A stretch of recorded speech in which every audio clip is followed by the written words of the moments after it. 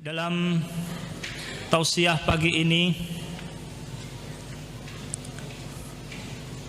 saya akan menyampaikan suatu kisah nyata tentang seorang pemuda yang sekarang usianya berusia 36 tahun, tinggal di Jeddah dalam keadaan lumpuh total.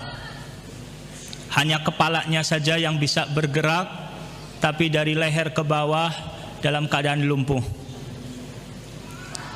Perkenalan saya dengan beliau baru sekitar 2 bulan yang lalu. Saya sempat berkenalan kurang lebih lamanya 1 bulan, sempat sekitar 5 kali ke rumah beliau untuk mengunjungi di rumahnya, dan banyak sekali pelajaran yang bisa saya dapatkan. Dan dalam kesempatan ini saya ingin berbagi informasi kepada antum semua untuk menceritakan kisah pemuda tersebut agar kita mengambilnya sebagai ibrah dan pelajaran. Pokok mungkin dalam kisah ini sempat saya tulis dalam tulisan ya, belum yang rencananya insya Allah nanti akan dibukukan. Tujuannya adalah untuk meningkatkan rasa syukur kita kepada Allah Subhanahu wa taala atas segala nikmat Allah. Di antaranya adalah nikmat hidayah, juga nikmat kesehatan, di mana Rasulullah sallallahu alaihi wasallam dalam hadis yang diriwayatkan Imam Bukhari, Rasulullah sallallahu bersabda, "Ni'matani maghbunun fihi ma katsirun minan nas, as-sihhatu wal faragh." Ada 2 nikmat yang kebanyakan manusia tertipu pada keduanya, yaitu nikmat sehat dan nikmat waktu luang.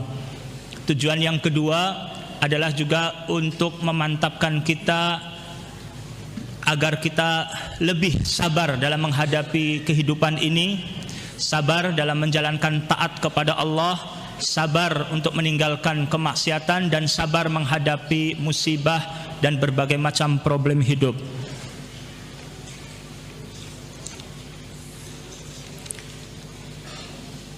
Karena yang pertama tujuannya adalah agar kita meningkatkan rasa syukur kepada Allah Subhanahu wa taala. Kalau kita pelajari ayat-ayat Al-Qur'anul Karim, akan kita dapatkan dalam banyak ayat disebutkan bahwa kebanyakan manusia itu tidak bersyukur. Bahkan sedikit sekali dari hamba-hamba Allah ini yang bersyukur. Itu yang juga membuat kita prihatin, khawatir, termasuk kepada golongan kebanyakan orang yang tidak bersyukur kepada Allah. Di antara ayat-ayatnya adalah di surat Saba ayat 13.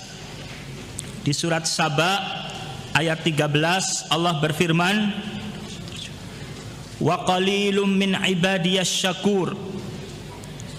Dan sedikit sekali dari hamba-hambaku yang bersyukur. Di surat Al-Baqarah ayat 242 Allah berfirman,